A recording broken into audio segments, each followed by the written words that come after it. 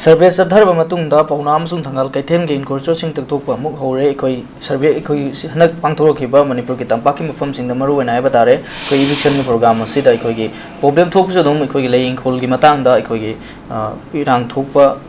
Kalai Creadu, Tori Taboxi, the Tagan, Magay Kadagi, Harabo, Fondona, Duka, Tori Taboxing Sida, Sintania, Tabonica, and Fondonaba, Duka Pia, Lady Manushi, the Matang, Sabat Tabonica, and Sideka, the Fondo Play, Aduga, Ma Ein Kaina. Public property eviction Tauduna, public Pan Mangan Magi Matakta inquiry, Taudabani Haiwa K, Megasan and Naikogi Sekmaiki, Sarokam Madaikogi Muibum Kuno, Kulgi, Community Hall, Aduga, Kogi, Guha, Amadi, Kogi, Kemitrim Zimba, Kogi, Hinunga, the Laga, Takaida, Mapping Zimba Posing as he. Only some Punsilla and the Kamani Bako. Evictions, Kogi, Kukan Bangan, but Sakti Leva, Adogamana, Takuning Bazaga, the Nushi, the Mami Kalaga, Taabra, make a weapons data on them, my politics, they pushing Draco. Masi politics, one at the Masina, I'm no idea of how any is a hijacking him, Masima Tangse, Aduga, that Shang Haragadi, Makoi, Mapom the Kundari, Brazazing, a Tolaga Haiva, I'm no idea of Tamucho Potomule.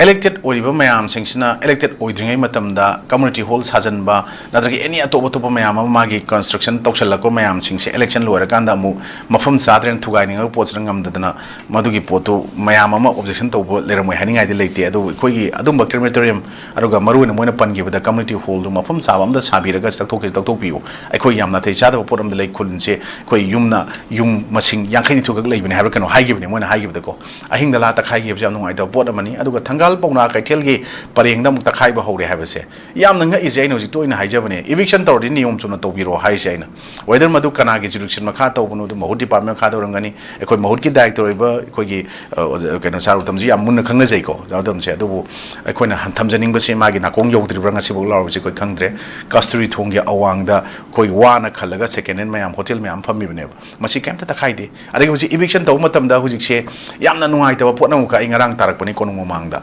A Kogi, relief came the labor, relief came the labor, had relief came labor, since among 2 people can Tore. Relief came not of Mayamasu, the saying Haraga, the Lambi Mapans, the Pum the Lambi, Kanjalaga, Sao Chong, Tien Kanjalaga, Hotel Kankatana, Alexander Tona, Simam Toxale, the Konung Mamangi Lambi, Kogi MP, Honorable MP Raisaba, Simasana, Unuti, William my Macindani, Naton Sumang, the Topoda, Paring was the Hataka, you're not going to talk to Ezeco. Says the Hotel Mamoto was in a Lambi Tankai, Kogi RCC, Haibalakodugi, Tankai Karahan, Munkanjalapone. Alexona can a hotel do Nakanaka like the Pamjala Ponina, Madu Kamakana Sapochana, Honor Pada, Madu Gari Kamjala Popone. So is that the Manipur Police Department, other concerned DC's district administrator, Natakana Madu, the Toliva Poche, eviction as Sonakan Taway, the eviction to Regazu, temporary when a Kandu Ogato, the eviction, the Toro, the Ratakai, the Rahabi question on Live. I don't swai that Equina Tasing a Sail Tanba, Santok like the Poto to me. I call ye Tasing Riptali Lambi Talaga, the woman, the Pun Lady and a common Lautoga,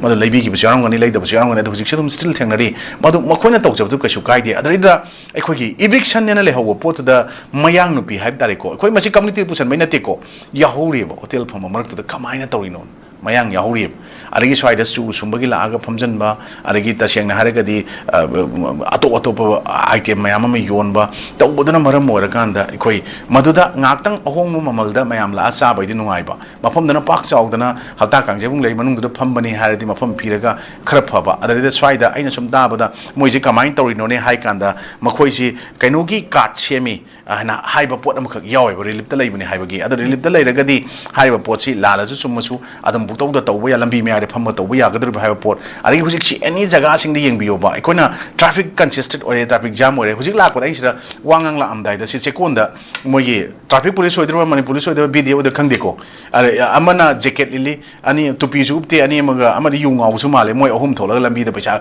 can't come the Kaya. Mother traffic is Chalan Pipe Copa came out the money Bursdico. Must it Kushia, Madrid Cross Hativa, Pingbam, the Kutar, and Color Police of Puriana, or the Midu and a Pagane. Arambato report me, I'm Jelalas and Fong the Weber. As he gets junctions, the CCTV camera, as also will kill them meeting to Kanganebo. Masi Sumba sings here, concerned police station or concerned department, Madu, motor vehicle department, the zoo, traffic police, the zoo, Manipur police, the zoo, Yamtina is a Chopia of money. My group when a later can't Salan, Yorga, Magi formalities sooner, Magi Basha, Kahan. ꯆꯪꯁꯤꯟꯕ ꯈꯣꯠꯄꯗꯨꯅ ꯃꯔꯝ ꯑꯃ ꯑꯣꯏꯔꯁꯤꯀꯣ ꯅꯠꯇꯅ ꯍꯧꯖꯤꯛ ꯇꯥꯇꯥ ꯗꯤꯄꯣꯔ ꯂꯥꯛꯄ ꯂꯝꯕꯤ ꯃꯌꯥꯏꯗ ꯈꯥꯝꯗ ꯂꯝꯕꯤ ꯂꯥꯛꯄ ꯃꯤ ꯖꯥꯝ ꯑꯣꯏꯍꯟꯕ ꯏꯚꯟ ꯑꯩꯅ ꯍꯧꯖꯤꯛ ꯅ꯭ꯌꯨ ꯇꯤꯚꯤꯒꯤ ꯋꯥ ꯉꯥꯡꯕ ꯀꯥꯈꯠꯇ꯭ꯔꯤꯉꯩꯗ ꯂꯥꯛꯄ ꯃꯇꯝꯗ ꯌꯥꯝ ꯁꯥꯎꯅꯤꯡꯉꯦꯕ ꯚꯤꯗꯤꯑꯣ ꯅꯝꯒꯦ ꯇꯧꯕꯗ ꯑꯩ ꯒꯥꯔꯤ ꯊꯧꯕ ꯈꯤꯇꯪ ꯃꯁꯤ ꯃꯇꯝꯁꯤ ꯊꯦꯡꯈꯤꯕ ꯇꯥꯔꯦꯅ ꯂꯥꯛꯄꯒꯤ ꯅꯝꯍꯧꯕ ꯅꯪꯗꯕꯅꯦꯕ ꯑꯗꯨ ꯃꯗꯨ ꯀꯟꯁꯔꯟꯁꯤꯡꯁꯤꯗ ꯑꯩꯈꯣꯏꯅ ꯃꯁꯨꯝꯕ ꯃꯌꯥꯝꯁꯦ ꯁꯦꯝꯗꯣꯛꯄꯗ प्रजाꯁꯤꯡꯗ ꯌꯥꯔꯣꯏ ꯍꯥꯏꯅ ꯌꯦꯠꯅꯕ ꯑꯃ ꯆꯪꯉꯦꯕ ꯑꯗ ꯍꯦꯜꯃꯦꯠ ꯎꯞꯇꯅ ꯂꯥꯛꯄꯩ ꯐꯥꯔꯒ ꯃꯥꯟꯅꯗ꯭ꯔꯗ ꯄꯩꯁꯥ ꯂꯧꯕꯗꯨ ꯃꯣꯏ ꯑꯍꯨꯝꯒꯤ ꯁꯦꯟꯗꯥꯟ ꯂꯝꯕꯤꯔꯕ ꯇꯣꯂꯣꯞ ꯆꯥꯏꯗꯣ ꯀꯩꯒꯤꯅꯣ ꯑꯗꯣ ꯑꯁꯤꯒꯨꯝꯕ ꯄꯣꯠ ꯃꯌꯥꯝ ꯑꯃ ꯃꯅꯤꯄꯨꯔꯗ ꯀꯨꯁꯤꯔꯥꯁꯤ ꯇꯧꯕꯩ ꯄꯣꯠ ꯑꯃ ꯆꯠꯊꯔꯛꯄꯁꯤꯅ ꯇꯁꯦꯡꯅ ꯍꯥꯏꯔꯤ ꯃꯥꯡꯆꯥ ꯑꯩꯈꯣꯏꯒꯤ ꯂꯩꯕꯥꯛꯁꯤ ꯀꯣꯡꯈꯥꯡ ꯆꯥꯏꯕꯅꯦ ꯂꯧꯏ ꯑꯗꯨꯅ ꯍꯧꯖꯤꯛ ꯏꯕꯤꯛꯁꯟꯒꯤ ꯄꯣꯠꯇꯨꯁꯨ ꯆꯞ ꯃꯥꯟꯅꯩ ꯍꯧꯖꯤꯛꯀꯤ ꯃꯣꯇꯣꯔ ꯚꯦꯍꯤꯀꯜꯒꯤ ꯃꯤꯡꯗ ꯇ꯭ꯔꯥꯐꯤꯛ ꯄꯨꯂꯤꯁꯀꯤ ꯃꯤꯡꯗ ꯍꯦꯛꯇ ꯄꯩꯁꯥ ꯈꯥꯏꯕ ꯀꯛꯄ ꯌꯥꯔꯅꯤ ꯌꯨꯅꯤꯐꯣꯔꯝ ꯑꯃ ꯁꯦꯠꯂꯗꯦꯅ ꯃꯥꯡꯆꯥ ꯀꯩꯀꯩ ꯁ꯭ꯋꯥꯏꯗ ꯄꯨꯂꯤꯁꯀꯤ ꯗ꯭ꯔꯦꯁ ꯑꯃ ꯁꯦꯠꯆꯜꯂꯒ ꯃꯥꯛꯁ ꯑꯃ ꯎꯞꯁꯜꯂꯒ ꯑꯩꯈꯣꯏ ꯑꯍꯨꯝ ꯃꯔꯤ ꯃꯥꯟꯅꯔꯒ ꯄꯩꯁꯥ ꯈꯥꯏꯕꯗ ꯃꯅꯤꯄꯨꯔꯁꯦ ꯑꯗꯨꯝ ꯌꯥꯒꯗꯕ ꯂꯝꯗꯝ ꯑꯃ ꯑꯣꯏꯔꯛꯑꯦꯕ ꯑꯗꯨ ꯇꯥꯔꯒꯗꯤ ꯑꯦꯛꯁꯇꯣꯔꯁꯟ ꯑꯗꯒꯤ ꯊ꯭ꯔꯤꯇꯟ ꯇꯧꯕ ꯑꯗꯩ ꯃꯌꯥꯝꯗ ꯑꯩꯈꯣꯏꯒꯤ पैसा खाइबदा मसाइगी एक्सटोर्शन की ओपन एक्सटोर्शन तौबदा याब लेबाक अमु ओरकपसे बोट अखोगी तसेंगना लालहौबसिंग नत्रगा लालहौब साबसिंग कांगुना प्रजा मियाम केन कंगना पैसा खाइबदन पोट अमु ओइग्रगा मदु नतबा पोट ओपनली